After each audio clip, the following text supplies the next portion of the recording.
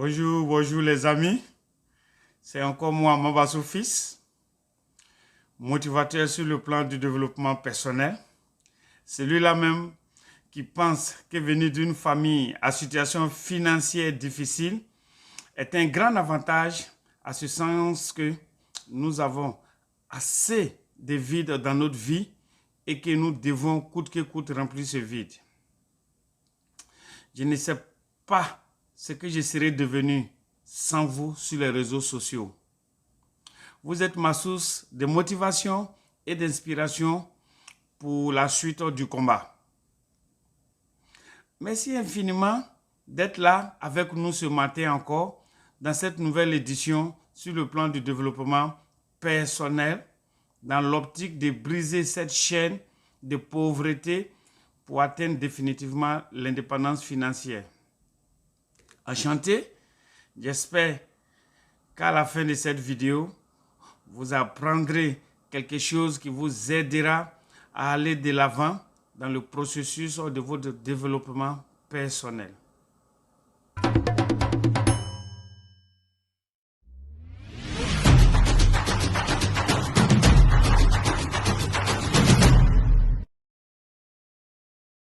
Si vous vous rappelez, j'ai fini la vidéo de la semaine passée en mentionnant l'un des paragraphes du célèbre auteur Jim Rohn dans son livre intitulé « La stratégie de la prospérité ». Et selon Jim Rohn, dans son livre intitulé « La stratégie de la prospérité », il nous dit « Supposons qu'on décide de partager la fortune mondiale de façon équitable à tous les habitants du monde. C'est-à-dire que chacun de nous sur cette terre aura le même montant d'argent. Est-ce que vous saviez ce qui va se passer dans les années à venir? L'argent retournera dans la poche des mêmes personnes qui étaient immensément riches. Avant d'entamer le sujet du jour, j'aimerais vous donner mon point de vue sur ce fameux paragraphe. Car cela nous ramène à parler de la différence entre les hommes riches et les hommes pauvres. De façon générale, la plupart des personnes qui sont devenues millionnaires, tout au long de leur parcours, ont développé des aptitudes, des connaissances et des expériences qui les ont permis de bâtir leur fortune. Et même s'ils venaient à faire faillite, ils trouveront la formule magique pour remonter la pente. Pour moi, j'appelle les hommes riches les gagnants. Donc pour moi, ces gagnants, comme j'ai l'habitude de les appeler, ont toujours une stratégie à mettre en place dans le but d'atteindre leurs objectifs. Ils prennent toujours des risques. Ce sont des gens qui n'ont pas peur. Ils investissent aussi leur argent dans les actifs. Et cela veut dire quoi? Cela veut dire qu'ils investissent leur argent dans des choses qui les rapportent assez de profits. Ils peuvent investir dans l'immobilier, le transport. Par exemple, ils peuvent créer leur propre entreprise.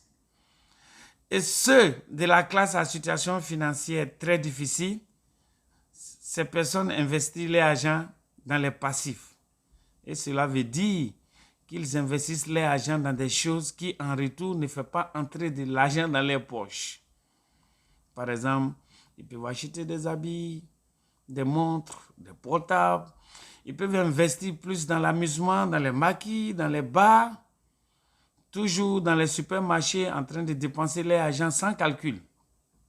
Donc c'est pour toutes ces raisons que Jim Rohn a dit dans ce fameux paragraphe que l'argent retourne chez les mêmes personnes qui étaient riches.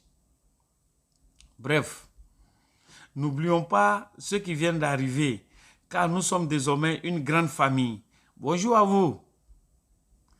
Ce matin, je vais vous raconter une histoire. Il s'agit d'une conversation entre un ami et moi.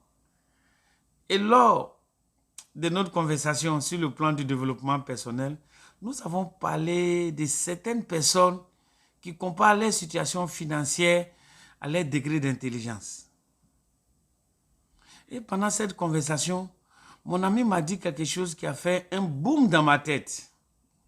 Il m'a dit que le degré d'intelligence de chacun de nous ne reflète pas à notre solde en banque. Je répète, le degré d'intelligence de chacun de nous ne reflète pas à notre solde en banque. Il a même ajouté que nous possédons tous des talents et des habiletés et que nous sommes tous intelligents. Mais en réalité, la majorité d'entre nous ne trouve pas assez de motifs valables pour agir dans le sens de changer notre vie. Tellement vrai, je suis resté bouche bée sans dire un mot au moins pendant 2 minutes. Bonjour les amis, nous voici encore à la fin d'une autre semaine très mouvementée à cause des préparatifs des fêtes de fin d'année. Soyez très prudents si vous êtes au volant de votre voiture. Ne conduisez pas votre voiture si vous savez que le taux d'alcool dans votre sang est élevé. Garez votre voiture quelque part et prenez un taxi pour rentrer chez vous à la maison. Généralement, beaucoup d'entre nous ne trouvent pas assez de raisons valables pour aller de l'avant.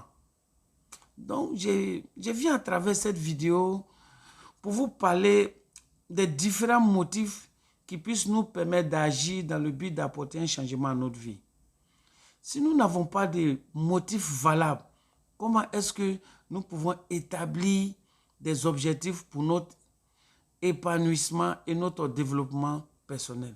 Cela devient carrément impossible. Supposons que vous soyez follement amoureux d'une fille qui a d'autres prétendants plus riches que vous. Supposons que votre maman ou votre père soit gravement malade. Si vous appreniez que des livres sauraient vous enseigner à faire fortune, qu'allez-vous faire? Je suis sûr à 100% que vous allez acheter ces livres. Donc, il faudrait que chacun de nous, à notre réveil, puisse se poser cette question au moins une fois par jour. C'est-à-dire que tu te réveilles le matin, peut-être tu fais ta prière, tu fais ta méditation, mais avant de sortir de la maison, cette question, il faudrait que nous faisions un effort pour nous poser cette question. Et quelle est cette question? La question est la suivante. Dans ma vie de tous les jours, qu'est-ce qui me motive réellement? C'est-à-dire que tu te réveilles le matin avant de sortir, pose-toi cette question. Qu'est-ce qui me motive réellement dans cette vie? Chacun de nous a ses motifs personnels qui nous amènent à nous comporter de la manière dont nous voulons. Mais ici, je vais parler de quelques motifs qui vont nous pousser à sortir de notre zone de confort dans le but d'apporter un changement radical et positif à notre vie. Il y a beaucoup de motifs. Ici, je vais citer quelques motifs de façon générale. Et le premier motif que je vais vous parler maintenant, c'est la frustration. Beaucoup d'entre nous ont dû subir la frustration. Mais qu'est-ce que c'est que la frustration d'abord?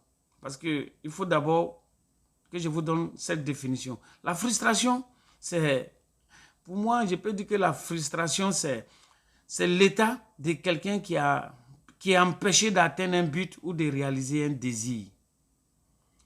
On peut même dire que la frustration résulte même de... Je peux dire que la frustration résulte de l'amalgame de la tristesse et de la colère.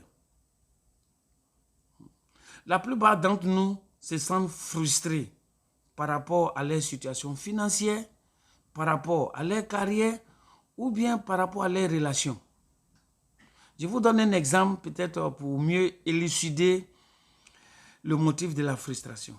Imaginez qu'au sein de notre famille biologique, on n'a aucune considération pour notre personne. Notre point de vue n'est jamais pris en considération et toutes les décisions concernant la famille se prennent sans notre avis, juste parce que nous ne sommes pas utiles financièrement. Donc, toutes ces frustrations peuvent nous motiver à vouloir changer notre vie de façon positive. Et pour cela, nous pouvons décider, par exemple, d'aller chercher du travail au lieu de rester assis en train de se plaindre et d'accuser les autres de la vie difficile que nous menons. Donc, le deuxième grand facteur que je vais vous parler ce matin, c'est la famille. Le deuxième grand facteur de motivation, c'est la famille. Vous savez, en grandissant, nous avons tous eu l'idée de fonder une famille, c'est-à-dire avoir une femme et des enfants. Posséder une maison et mettre sa famille à l'abri du besoin sur le plan de la santé et de la nourriture. Donc, juste penser à cela peut nous pousser à aller au charbon. Un autre exemple, imaginez qu'en rentrant à la maison, vous voyez votre maman et votre père en train de mettre les bagages dehors. Et après information, tu apprends que tes parents n'ont pas pu payer le loyer de la maison pendant 6 mois. Ensuite, tu vois ta maman qui est en train de pleurer tout en se demandant où est-ce que vous allez dormir cette nuit. Vous voyez, l'amour familial peut être aussi un motif pour changer notre vie.